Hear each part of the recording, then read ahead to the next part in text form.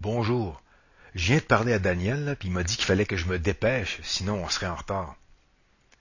Oui, oui, il m'a dit, dépêche-toi, sinon on va être en retard. Laquelle des deux formulations vous a semblé la plus percutante entre les deux? La seconde, hein? C'est sûr, on entendait directement ces paroles. Dépêche-toi, on va être en retard. C'est donc ce qu'on appelle le discours direct, ou le style direct aussi, c'est la même chose. Il y a plein de circonstances où est-ce qu'on va avoir à rapporter les paroles des gens, que ce soit directement ou indirectement. Là. Dans les revues, par exemple, on a des interviews de grandes vedettes. Tu sais. Dans les journaux, les nouvelles, on va peut-être citer les paroles d'un témoin qui a vu ce qui est arrivé. À la télé, au cinéma, sur Internet, partout on a des situations où on va rapporter les paroles des gens. Le journaliste, là, au bulletin de nouvelles, qui dit le premier ministre a déclaré que. C'est sûr que là, il rapporte pas mot à mot tout ce que le premier ministre a dit. Il nous résume ça un peu, donc c'est indirect.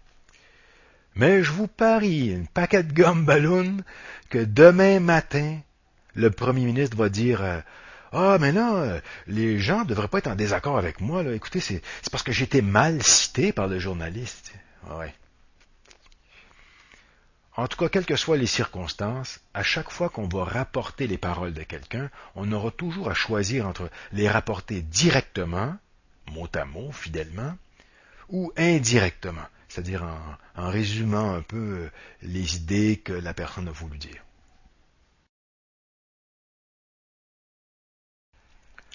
Quand une personne a parlé puis qu'on rapporte ses paroles, c'est une citation. S'il y avait eu plusieurs personnes qui s'étaient parlé entre elles puis qu'on rapportait leurs paroles, ben ce serait un dialogue. On va commencer par observer la citation. Premier exemple, Paul m'a confié, je pars pour la Gaspésie, mes amis sont déjà rendus, ils m'attendent là-bas. On a un exemple de discours direct ou de style direct. Le direct, c'est comme si on était présent, que les paroles étaient prononcées devant nous. Qu'est-ce qui va caractériser le discours direct? Ben, premièrement, on a un verbe de parole, c'est-à-dire un verbe qui va identifier que bientôt il y a des paroles qu'on va rapporter, comme confier, comme dire, affirmer, insinuer, chuchoter, etc. Deuxièmement, j'imagine que vous avez remarqué qu'il y avait les deux points et puis les guillemets. Ici, ce sont les guillemets français.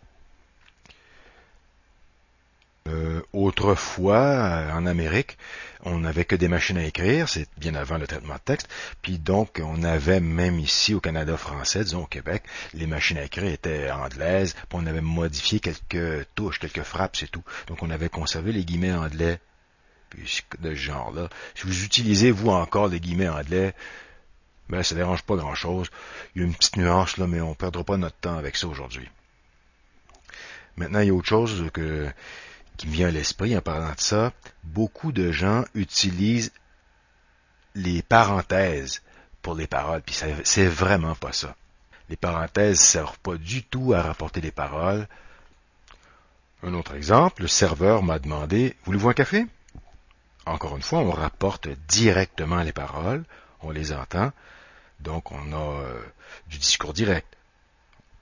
Le verbe de parole, les deux points pour introduire la citation elle-même, la présence des guillemets au début et à la fin. Donc ça dit, c'est comme si ici on disait début de l'enregistrement, puis ici on disait fin de l'enregistrement. C'est vraiment, on entend vraiment toutes les paroles mot à mot, fidèlement répétées. Maintenant, revenons juste une petite seconde sur la première citation, celle de Paul. Paul, lorsqu'il a parlé, lui, il a dit « Je pars pour la Gaspésie ». Il parlait de lui-même. C'était donc tout à fait normal pour Paul d'utiliser la première personne du singulier. Okay? Parce que c'est Paul qui parle de lui-même. De la même façon, donc il va dire « mes amis », puis il va dire « ils m'attendent », le pronom de première personne « me », et puis ici le déterminant possessif « mes amis ». De plus, il peut utiliser des temps, lui, qui correspondent à la réalité de son des événements que lui raconte. C'est au présent pour lui, je pars, là. C'est son présent à lui, ça. C'est bien normal pour lui d'employer le présent. Même chose de dire que ses amis l'attendent en tout cas. Attendent d'être au présent parce que c'est la situation qui a cours au moment où Paul parle.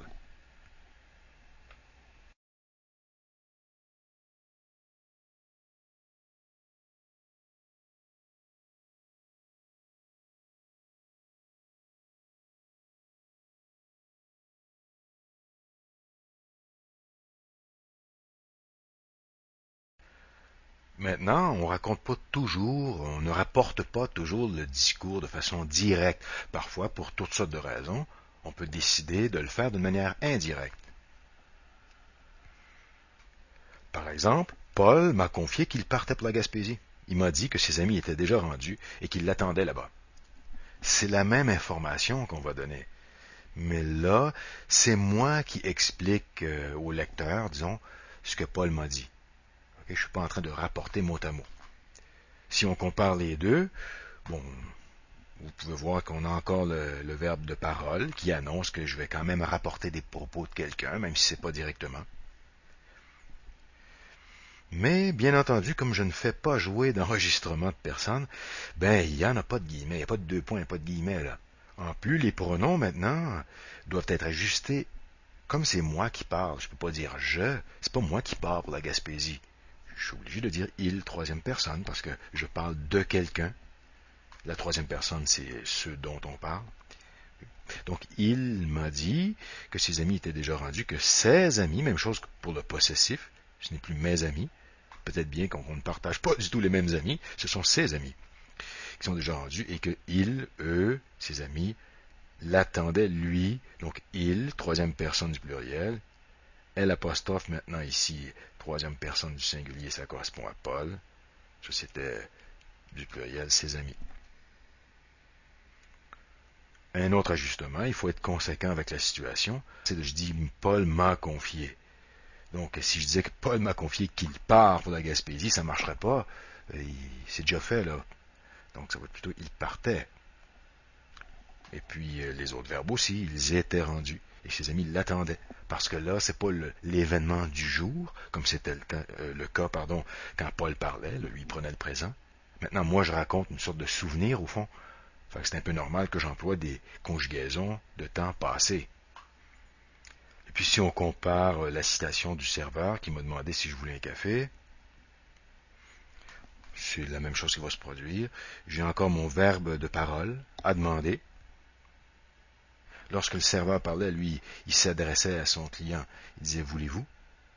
Mais maintenant, ce client-là, c'était moi. Donc, je vais ajuster mon pronom pour dire je. Et puis aussi, tout comme dans le premier exemple, au moment où il me l'a demandé, le serveur, il disait voulez-vous, c'était en train de se produire. Maintenant, dans le cas où c'est un discours indirect, puis je suis en train de raconter ce qui s'est passé auparavant, ben là, je ne peux plus prendre le présent. Je suis condamné à utiliser un temps du passé. Ici, c'est l'imparfait. Bien entendu, on n'a plus de guillemets. Ça n'aurait pas de bon sens d'utiliser ça, puisqu'on ne rapporte pas ici les paroles, dans cet exemple-ci. Et autre chose que je voudrais vous faire remarquer, le point d'interrogation, qui était bien normal et indispensable même, parce que c'était du discours direct, on entendait directement la question. D'ailleurs, c'est pour ça qu'on appelle ça « Voulez-vous un café ?» une interrogation directe. Hein?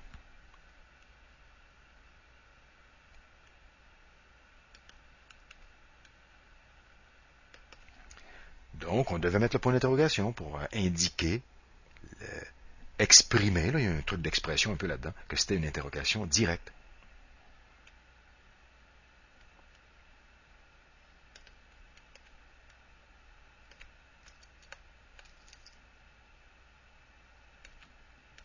Puis en bas, le discours indirect, ben c'est une interrogation indirecte, donc ce serait insensé ici de mettre un point d'interrogation, voyons donc.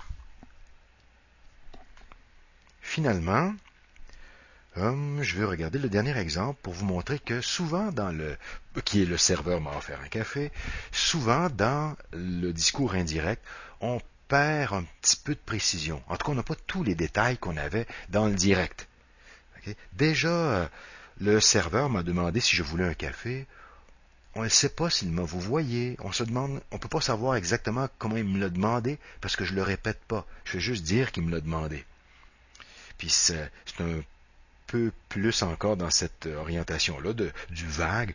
Quand on arrive en bas avec le serveur m'a offert un café, on ne sait même pas si c'est une question ou s'il m'a juste dit prenez donc un café. Là, on ne sait plus. Donc c'est plus flou l'indirect.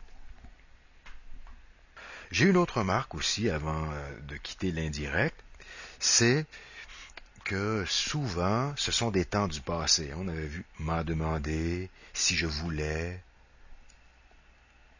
Et puis dans les exemples avec Paul, on avait, mais ses amis l'attendaient, puis il partait. Et puis, c'est parce que c'est comme un souvenir raconté, et c'est pour les mêmes raisons, au fond, que très très souvent, dans les romans, dans les histoires, le narrateur qui compte une histoire, et il compte une histoire qui a déjà eu lieu, c'est raconté comme un souvenir. Donc la narration, dans les récits, c'est bien souvent le passé simple, le passé composé, le plus que parfait et compagnie, parce que, tout comme les exemples qu'on a sous les yeux, c'est des souvenirs en quelque sorte qui sont racontés.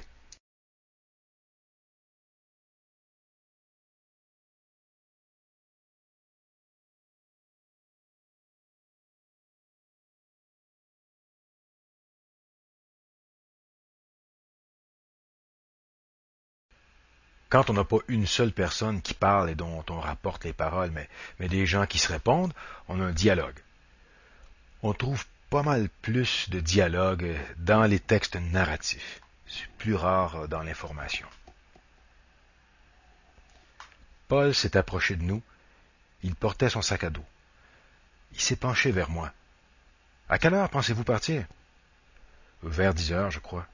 Toi, tu as bien dormi cette nuit? Ouais, mon colonel, m'a-t-il répondu en souriant. Manifestement, on a là du discours direct. Pourquoi? Bien, la présence des guillemets, déjà on voit ça. Il se termine ici. Donc au début, quand on commence à entendre les paroles et quand ça se termine, on a les guillemets. Maintenant, il y a deux différences principales qui devraient vous apparaître si vous comparez ça à la citation. Au besoin, vous pouvez reculer, là, aller voir des citations pour comparer.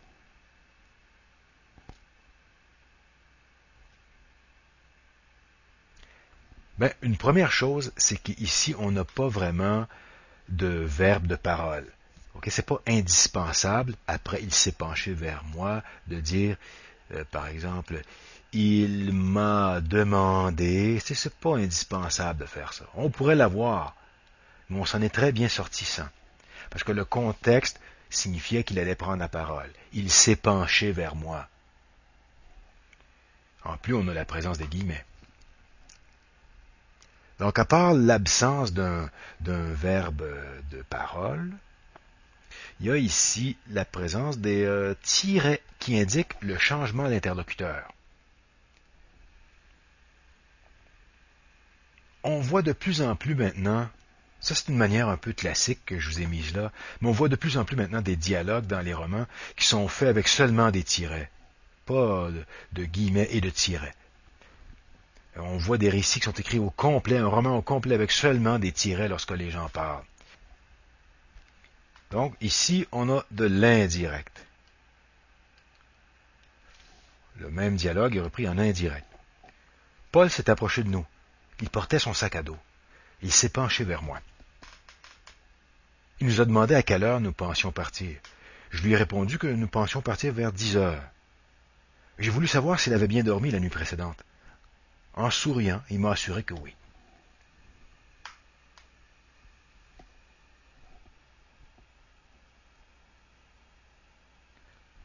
Cette fois-ci, comme il n'y a pas de guillemets, puisqu'on est en indirect, il n'y a pas de tiret non plus, ça prend une manière d'indiquer qu'on va rapporter des paroles. Puis là, ici, on le voit grâce au verbe de parole à demander. Au moins qu'on ait une indication un peu de ce qui nous attend. Maintenant, dans l'exemple du haut, il nous demande, lui, directement, à quelle heure pensez-vous partir? C'est au moment où il le dit, là, Ben, à quelle heure pensez-vous partir? Mais dans le paragraphe du bas, dans l'exemple en indirect, c'est rapporté comme un souvenir maintenant. Là. Ça, c'est de l'indirect. On n'est pas direct avec la caméra, le micro sous le nez. Okay? Donc, il nous a demandé, à ce moment-là, à quelle heure nous pensions partir. On recommence encore le même jeu d'utiliser des verbes de temps passé, parce que ce sont des actions qui ont eu lieu la veille ou avant, en tout cas. Donc, je lui ai répondu que nous pensions partir. J'ai voulu savoir s'il avait bien dormi. Regardez la différence. Avait dormi, le plus que parfait, tandis qu'ici, c'est passé composé. C'est plus loin dans le passé, le plus que parfait, que le simple passé composé. Maintenant, on n'entend pas directement le petit trait d'humour « oui, mon colonel », parce que c'est en indirect. Donc, on rapporte les idées, grosso modo, de ce qui a été dit, mais pas le mot à mot. Donc, pour ramener un peu l'idée que ça s'était passé de façon humoristique, on garde en souriant, à la fin ici, en souriant, il m'a assuré que oui. Comme je n'ai pas les paroles directement, je n'ai pas de ponctuation expressive, c'est juste des points ordinaires, tandis qu'ici je pouvais avoir le point d'exclamation. Autre chose, quand on était en direct, on va remonter vers le haut maintenant, on pouvait dire « Tu as bien dormi cette nuit ?» parce qu'on parlait de la nuit qui venait tout juste d'avoir lieu, où on était en direct. Là. Mais maintenant que c'est un souvenir, il faut s'ajuster. On ne peut pas parler de cette nuit. Cette nuit, c'est la nuit de la journée où nous nous parlons présentement.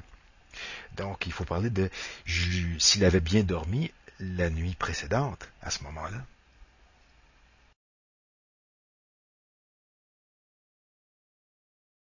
Maintenant, un petit retour sur les citations pour mentionner que même si on a dit qu'une citation, c'est le fait de rapporter fidèlement, mot à mot, les paroles de quelqu'un, ça arrive parfois qu'on doit couper ou manipuler un petit peu une phrase qu'on va citer.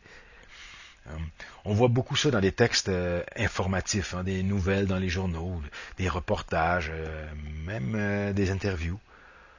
Ou si vous, peut-être, vous écrivez un texte informatif, peut-être qu'on aura une citation, mais sans avoir nécessairement tout le contexte, par exemple.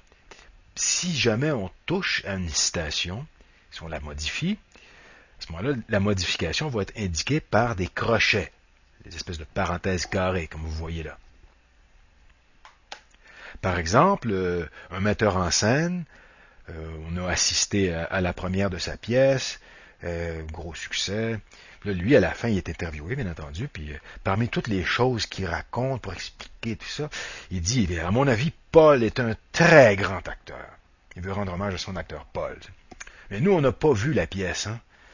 Peut-être qu'on ne sait pas de quel Paul exactement il s'agit. À ce moment-là, le journaliste qui va rapporter les paroles du metteur en scène va peut-être ajouter un petit renseignement pour nous aider, nous, à voir clair. À mon avis, Paul Savoie est un très grand acteur, mais le journaliste a pris soin d'utiliser les crochets pour signifier que c'était pas dans les paroles originales du metteur en scène, mais que lui l'a ajouté à notre profit. On va le voir aussi quand une personne est citée mais dit des trucs un peu curieux. Monsieur Chrétien a déclaré que nous vivions dans le plus meilleur pays du monde. Le journaliste qui a rapporté ça voulait pas avoir l'air d'un tata qui savait pas s'exprimer. Mais malheureusement, M. Chrétien a commis l'erreur de dire le plus meilleur pays. Donc, ce qu'il fait, journaliste, lui, pour protéger son intégrité, disons, il va utiliser les crochets et pour mettre un petit commentaire, sic, le mot latin qui veut dire c'est ainsi, c'était comme ça. De cette manière-là, le journaliste nous dit j'ai pas fait d'erreur, c'est lui qui l'a dit comme ça, et je vous le rapporte tel quel. Un tout petit conseil avant de partir. Quand vous rédigez du texte, puis que vous rapportez les paroles, ça peut être de l'information parce que vous citez un expert, ou vous rapportez les paroles d'un témoin, ou peut-être que vous écrivez une histoire, puis vous avez donc des dialogues, des propos, des pensées aussi. variez votre façon de faire. Utilisez pas toujours le discours direct ou toujours le discours indirect. Si vous variez, en utilisant le discours indirect, on va sentir un peu plus votre présence. Puis en utilisant le discours direct, on entend directement la personne, ou vous effacez derrière vos personnages. Puis en variant comme ça va donner du relief à ce que vous écrivez, ça va être beaucoup plus intéressant à lire.